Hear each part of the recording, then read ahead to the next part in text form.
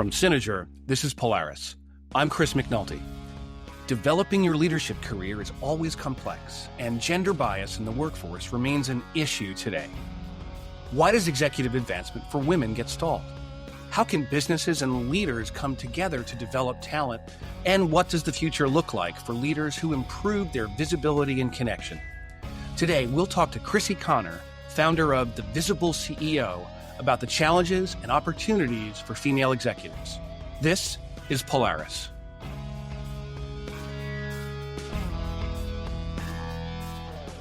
Welcome to Polaris Pathways. I'm your host, Chris McNulty, Chief Technology Officer at Synozur. Synozur, the transformation company, reimagines business for our clients, navigating strategies and leadership culture with ease.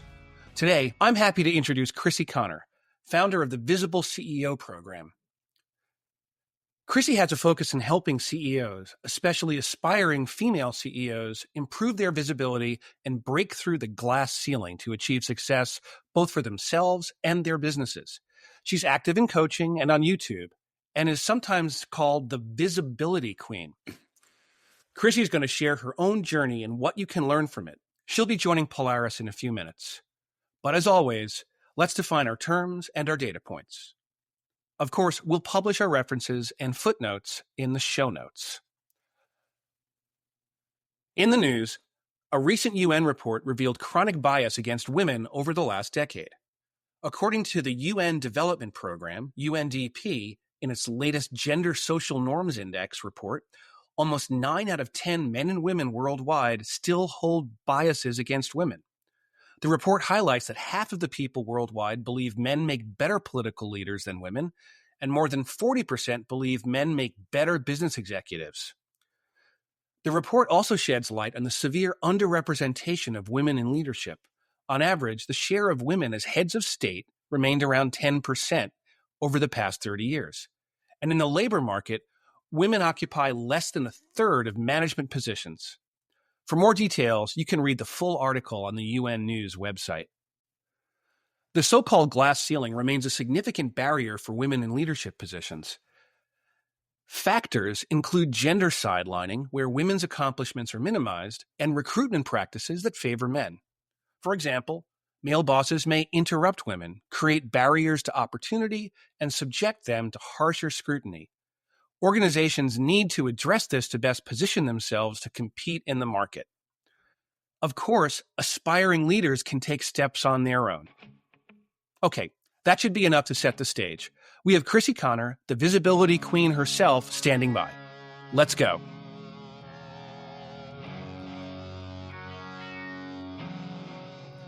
And so, as I mentioned before, today I am excited to be joined by Crissy Conner from the Visible CEO movement as today's guest on Polaris. So Crissy, welcome to Polaris.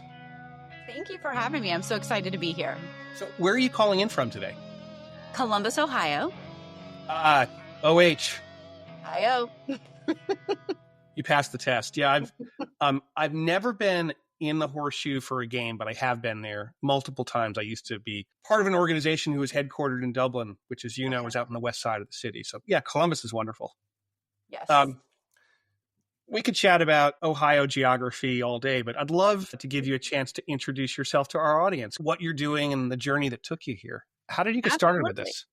Absolutely. So I am a visibility strategist, a certified coach. I help business owners and entrepreneurs really grow their business through visibility. And so we are working to create this movement that really empowers women to become true visible CEOs. That increases their impact, their influence, their income through video, community, and connection so that they're fully seen, because so many people are hiding in the online space. And, that's one thing that is going to prevent you from creating the impact or the growth that you desire.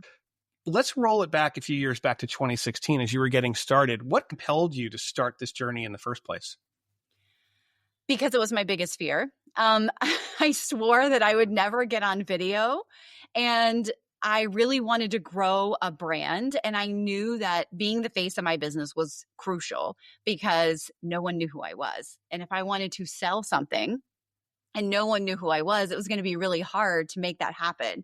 So I actually had a first launch that completely failed, and rightfully so, because nobody knew who I was. And so it really showed me that, okay, you can tiptoe around this as long as you want, but until people know who you are, you're going to struggle selling to the level that you want to sell at. And so really that and the fear pushed me, because it was the thing that I said that I will never do. I was like, I will never get on video. I will never speak on stages. I will never, never, never. And, it's the whole your mess becomes your message kind of thing. You committed to 365 days of uncomfortable actions, which to me sounds like, and as a parent, that's just about every year. Talk more about what was 365 days of uncomfortable actions for you? So like getting on video and getting on stages, I realized that getting uncomfortable changed my life, even though I said video changed my life for a long time. It really was getting uncomfortable and creating that discomfort. And when I create discomfort for myself, I'm able to take on challenges that I'm not expecting, right? Along with parenting and all of those things. But if we just try to stay in our comfort zone all of the time, we're not going to grow. And so I was listening to a podcast that actually by Rob Dial, and he suggested go for the next 365 days. It was on June 17th. He said, for the next 365 days, go get uncomfortable every single day. Go the extra mile every single day. Do one more thing that's hard every single day. And so I took on this challenge, and the amount of growth was just phenomenal, because again, I was always going the extra mile. And you know how they say it's not crowded there? It's so true. But that's the same thing that comes with creating content or showing up on video. If you're willing to put yourself out there and get uncomfortable consistently, there's not a lot of competition there. Just as a side note for the audience, Polaris is an audio podcast, but we'll have some video excerpts of this interview that we're also sharing online, because I am struck by the irony of talking to you about visibility in a generally invisible medium. So 365 days, what was day 366 like for you? It's kind of one of those things that you just keep going. And I don't count anymore, but I do something uncomfortable every single day. I created a planner, and I even say on it, what's just one more thing that you can do today? Like, what's the one thing you don't really want to do, but you can just go that extra mile. And so the more that, again, we do it, you just get used to it, I guess, is the thing. But also I noticed that when things feel like Groundhog Day, we all have that in all of our lives and our businesses and our 9-to-5s. And so when things start feeling Groundhog Day-ish, that's when I know it's time for another boost, because I'm getting too comfortable, and that's not where the money's at. That's not where the growth is at. That's not where the enlightenment is at. So if I want to grow, you got to get discomfort. Another part of your journey that I found interesting, I'd love to have you share with the audience, is also, you said you did 100 lives in July 2020. So that's also falling in the midst of a really turbulent year if you're keeping score during the pandemic. What was that like? That was one of those things that I wasn't where I wanted to be revenue-wise in my business. And I was like, you know what? I really can't control that, but I can control me, and I can control how I show up. And so again, it's one of those things that I challenged myself with, and nobody thought I could do it. I had friends who said, there's no way. I was like, watch me go. Let me prove you wrong. But it was one of those things where I like to call it collapsing time. And somebody even said this about me. They said, you put in the reps. And I do. Like, if you want to get better at anything, put in the reps. So I could do 100 live videos, right, for 100 days, or I can do 100 live videos in 31 days. How much faster am I going to get better over the 31 days? So I can collapse time. I can watch myself, which is really weird, but watch myself, see where I can improve, see the little annoyances that I have when I'm on video, and really get better through the process. Right. If you followed my career, the number of keynotes and podcasts I've done, I'm very used to what I sound like. I might like it too much, some people would say, but so I think that's a powerful journey for an individual, but you've done more with that. You've really taken this forward and made it more of a movement. What inspired you to go from doing this for yourself to creating a visible CEO movement that can help others? I see so many women, specifically in the entrepreneur space, hiding. And maybe they're on video, but they're hiding how they really feel, right? They're showing up as this facade, or they're afraid to be salesy, or they're afraid of something. They're Right. afraid of authenticity. And so really when you become the visible CEO, everything is very authentic. Everything is very integrity driven. Everything is very visible. And so this is one thing that I find is there's always something that we're trying to hide or we're trying to push to the side and not let out into the light. But that's probably the thing, and almost always the thing that is going to create this connection with your audience. And so when we can stop hiding that part of our business or ourselves, we're going to create that connection. And what I like to call creates raving fans, because they want more of what you have to offer and they see you showing up as authentic as possible. And again, there's no better connection online than that. So your experience is going to be clearly closer to this than mine. Why do you think that becomes such a challenge for female leaders? You know, I heard this study once, and don't quote me on exactly the truth on this or the dates, the stats on this, but they said a man will apply for a job if he has 20% of the skills, and a woman will not apply for a job unless she has 80% or more of the skills. And I found that fascinating that we need more. We have so much conditioning to do things for other people. I think that we don't show up as fully as ourselves, you know, as a mom, like you shift into mom mode, you shift into wife mode, you shift into friend mode, you shift into daughter mode. And so whereas a man is typically like so even killed, right? This is who you are. And women have so many different roles. I think it's just hard to show up, and they always want to be, you know, doing things for others. And so this is what I see people blocking themselves when it comes to sales, because, well, who am I to charge somebody for that? Or, you know, I love this so much, I would do it for free. Okay, Right. well, that's not going to build your business. Sure. I also think that from what you just said, like that diversity of learned experience Yeah. is also really important. Let's talk about the business generically, not a male business or female business. Yeah. You want all those other experiences to also inform the leadership culture and the decision making. Yeah. So, I think that's part of the why. What are some of the other reasons why you think that's important? I mean, really, it's truly, again, that authenticity, the connection that you're going to create online. All of those things just come into play. But again, those experiences, like you said, when used authentically, can create more connections than anything else. Yeah, I also find it's really important to be able to point to those role models. Two of my children, my girls, one is in the workforce now. The other is just starting into college, but she has high aspirations for the business and legal world. It's really important to be able to point to role models and success stories. I do think that creating those paths, there's a responsibility to help bring people along the journey. Is that something that you found as well? I always have this saying, it's I go first mentality. I can't expect anybody else to do it unless I'm willing to do it. It's not a do as I say, not as I do kind of situation. It's do as I do, because I'm going to do it better. I'm going to do it first. I'm going to go harder, and I'm going to show you how it can be done. And so I think that's a lot of times people teach from a learning aspect versus an experienced aspect. And the fact that I've experienced these things Right. can take people a lot further, because I like to call it the cheat codes. I can Mhm. tell you what not to do because I made the mistake of doing that. And so failing is just as much learning as success is, if not more. And that really supports my audience and my clients. I want to talk in a minute about, what that looks like in the work that you do, but I want to talk right about the frontier. When someone has found you, I think, there's frequently a sort of sea change. There's a mental evolution about someone comes and they think that their problem is X. And as they start talking to you, they really discover what you should focus on is Y.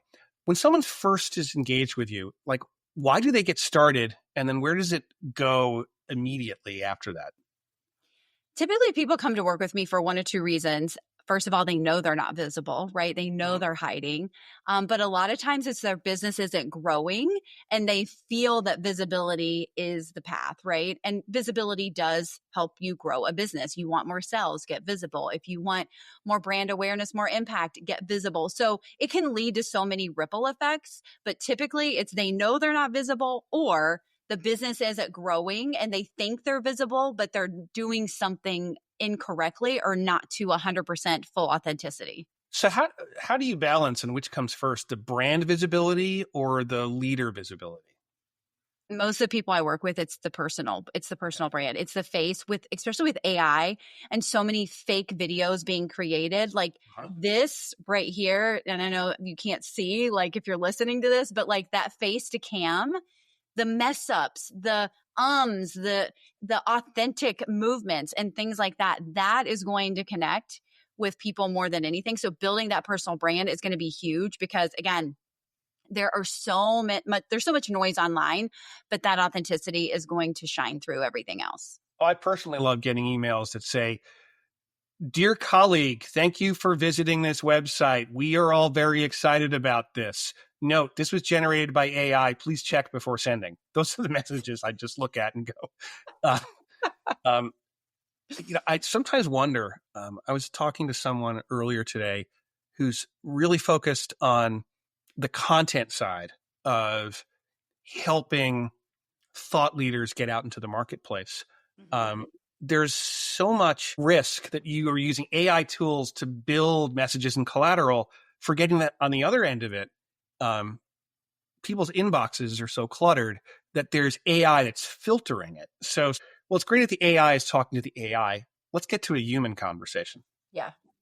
So let's talk about that journey for your clients. So they've come to you, that you figured out this is a problem that you can work on together. If a client is coming to you, what does that first 30 or 90 days look like?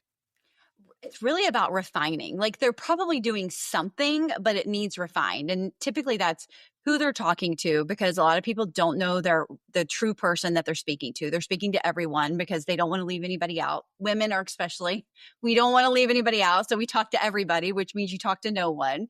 So it's refining the messaging, refining that visibility strategy, refining the content strategy. Are they on the right platforms?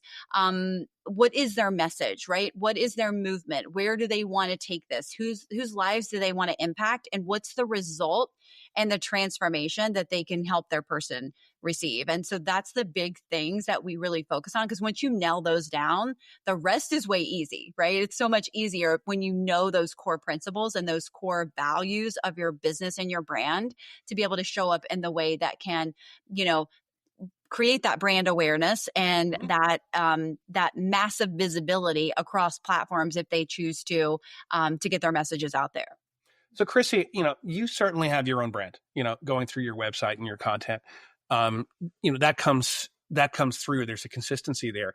Do you find that some of your clients might think that means they have to present as you would, or do they understand that they need to kind of be true to themselves?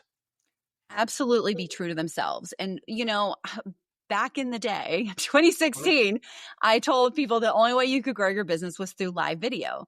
Well, I didn't know TikTok was going to take off and reels were going to be a thing and stories were going to be created on Instagram and Facebook. Like I had no idea. So as I've grown, I've changed that mindset and that shift. And so we do visibility for my clients. Like I have one client who blew up her business by using Google My Business. Not a normal platform that you would think, but you can post on there like you do Facebook. And so she blew up her business using Google My Business when she avoided video. Now she's on video, but it was just beautiful to watch that transformation and how she took it and made it her own and just like ran with it. So what are some of the misunderstandings about that journey? Like when people say, I can't do this because, what's holding them back? A lot of times it's confidence. It's confidence, self-trust, self-leadership. Like, again, it's just that fear. And also, as women, I think we always worry what our friends are going to think, or, oh my gosh, getting hate online. Like nobody wants to be canceled because there's so much of that going around. But the beautiful thing about that is, I did a live challenge for myself last month and I went live on YouTube a lot and probably got the nastiest comments I've ever gotten. But I just put my notes over my chat so I didn't see it. But it was interesting just to watch those and then go back and watch the video and watch my face and see if I can hold myself to a standard. Like because I'm going to go to all your YouTube accounts when we're done with this, when this live is over, and you're going to have no content. So I don't really care what you say because you're not even my person. And I think that's the other thing. We worry about everyone when that's not even our person. Yeah, I also think, you want to connect with the people who are right for your brand, for your mission, your purpose, your business. Yeah. But if you're never connecting to people who disagree or dislike you, you're probably not connecting to enough people in the first place. Absolutely. Absolutely. There's if there is a business that has a 100% favorability and approval rating, I've yet to see it. That's true. I mean, you've got to be when you're authentic, you're going to rock the boat. You're not here to be liked. You're here to do the thing that you were here to do, and understanding that not everybody's going to be okay with that. Oh, it's one of the things I've heard over the years, and this is more in the personal realm, but if you've been a people pleaser and you stop being a people pleaser, people will not be pleased. Exactly. It's like having boundaries. Like you all of a sudden you have boundaries. The only people that are mad are the people that don't have boundaries. That's how it works. So let's talk through, sort of it's off camera. So an invisible case study about visibility. Yeah. I'd love to hear about like a really successful transformation that you've been part of for someone. Yeah. Well, the person I was talking about was a great example of a transformation. But years ago, I had met someone online who didn't even have a profile photo up. Like, they were so fearful of visibility. Their profile, it looked like a spam account because there was no profile picture there. So I thought, matter of fact, when she joined my program, I was like, this is a spam account. Like, I don't believe this person's real. And then we got to talking and I got her on video and just watched her. Like, she was a doctor. First of all, that was like her main job was being a doctor. Here's a doctor who is so scared of being visible online to build her own business that she desired to build. And so it was this beautiful transformation because she had so many fears wrapped up in putting her face on video and putting her face on camera. And today she's one of those people that I see online everywhere, grew her business and, really shows up to her full authentic self. And again, it's just getting over that fear sometimes, but creating that confidence. A lot of times we see, especially like when I was younger, we were told as children are meant to be seen, not heard. And so a lot of us take that to heart and take that trauma with us when we grow up. And so we're like, I'm not supposed to be heard. Right. And that's part of being visible, being seen and heard by your audience. And so some people feel like that I don't have anything to say. I don't have anything worthwhile to say. And so when we can help them overcome that, that's huge because I believe that everybody has a message that can change someone's life. I'd also think in some ways, Crissy, don't take this the wrong way, but you can be a tough role model because you're so visible and you're so out there that if someone is sitting on the sidelines, they may not be ready to say, well, I'm going to be doing 5 live events a day for the next 30 days. What do you say to people who are a little hesitant and not sure where to start? Yeah, I've been told I'm intimidating. So I totally get that. I did not use those words. I know you did. My own clients said, yeah, you are intimidating. You do so much. And so I do talk to my clients. Like I always like to explain it like this. I will meet you where you're at first, but then I'm going to bring you up to where you want to go because I'm not going to leave you there. Where you're at is not where you're meant to stay.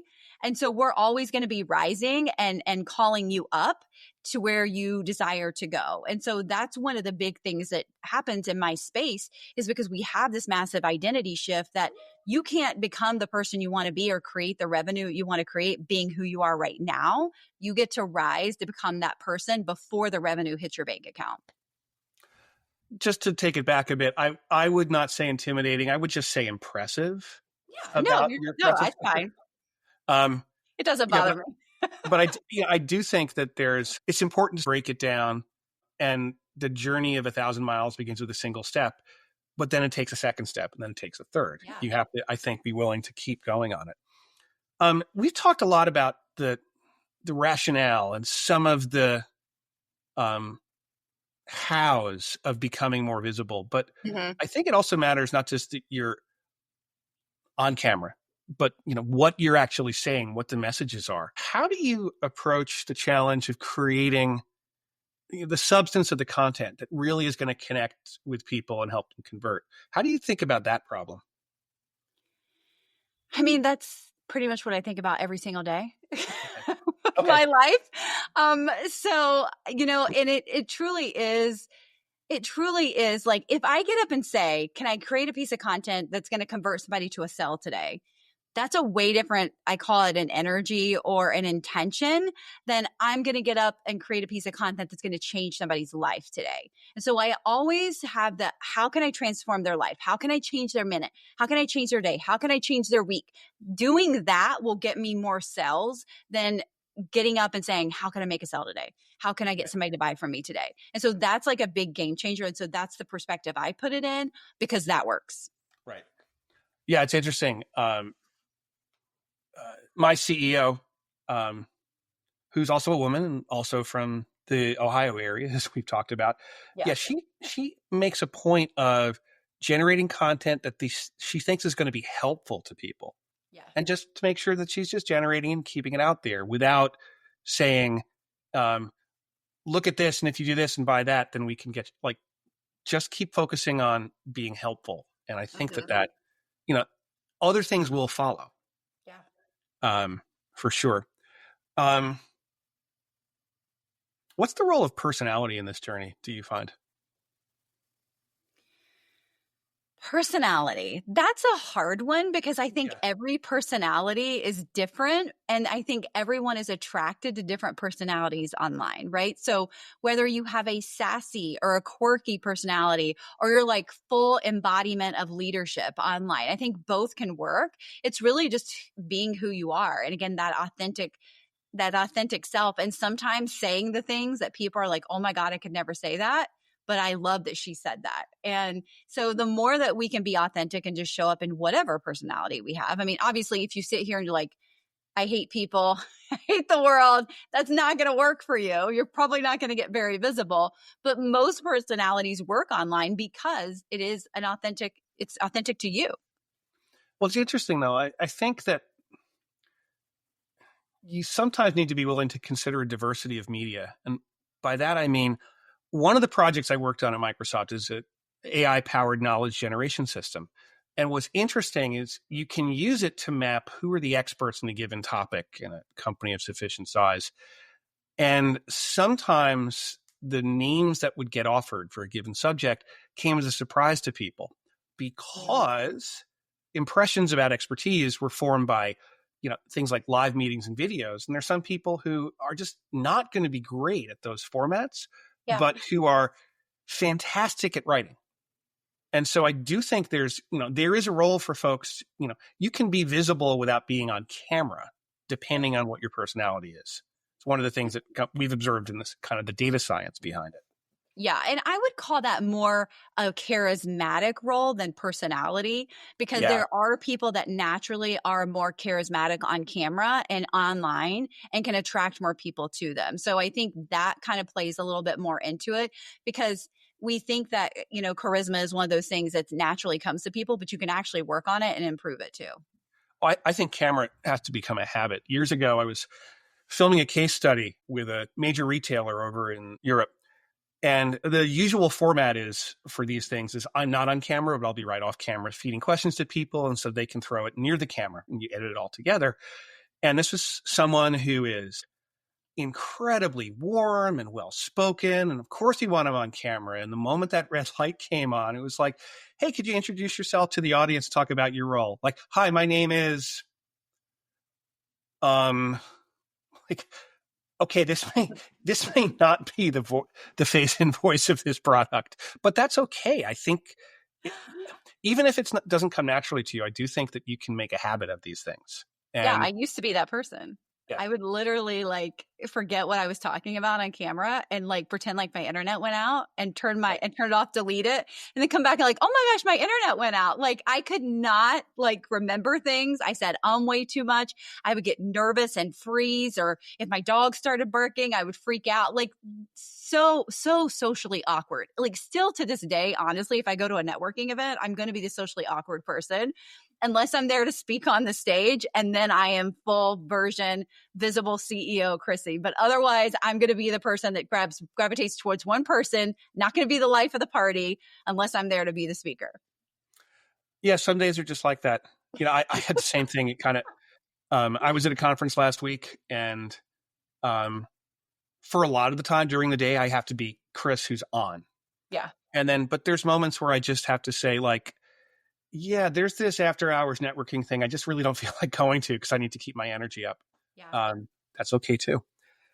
Well, Crissy, it's really been great talking with you. I also like to help our guests bring an element of their personality out. So sometimes that comes from the world of business, but also it comes from outside of this realm and looking at those worlds of entertainment or pop culture. I'd love to hear if there a book or a television program or a movie or something that you've connected with recently that's had an impact. Oh my gosh. I'm trying to think about this. Book that I've read recently is Let Them by Mel Robbins, which is a really good book, which is a great book about to get on camera, because if you are worried about people, right, getting saying something about you, it truly is a let them philosophy.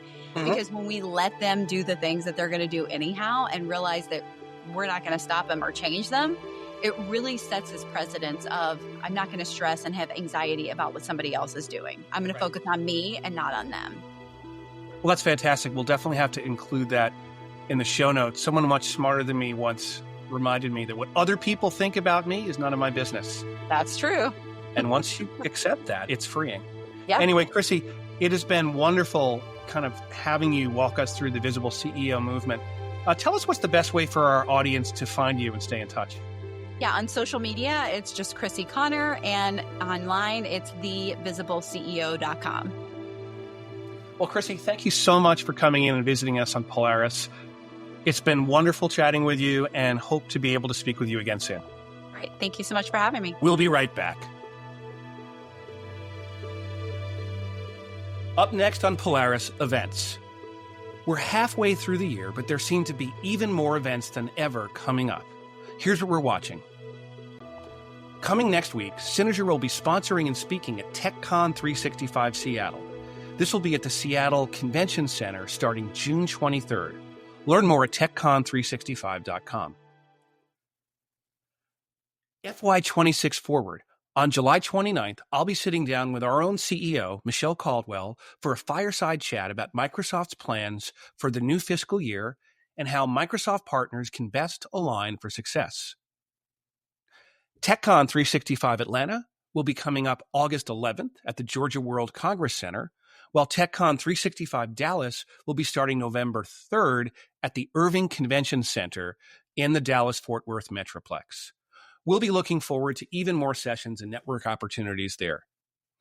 Closing out the year, we're looking ahead to Microsoft Ignite this November in San Francisco, and of course, ESPC 25 this December in Dublin, Ireland. We'll have more details later in the year. We'll have links to all of that and more in the show notes. You can learn more at Synozur.com/events, and we'll add more details throughout the year. And if you have an upcoming event you'd like us to promote on Polaris, please get in touch and we'd be happy to include it. Well, that's going to wrap up another episode of Polaris. I'd like to thank our guest, Crissy Conner, for joining us and sharing her thoughts on visibility and leadership development for women. We encourage you to check out our show page for links to everything we spoke about today and more. You can find those in the episode notes or by visiting polaris.synozur.com. Got questions or feedback for us? We'd love to hear from you. Send us a message on LinkedIn or reach out via email at polaris@synozur.com. Remember to rate, review, and tell all your friends about the show. It really helps others discover us. And follow us wherever you get your favorite podcasts. Polaris is produced with help from Riverside.fm. Our theme song, Alternative Dream, is provided courtesy of Adobe. Additional music and sound provided by Indie Guy Records. Graphic design by Josh Brantley. Thanks for listening. I'm Chris McNulty. And this has been Polaris, a show that charts the course for business and technology transformation from Synozur. Learn more at Synozur.com. See you next time.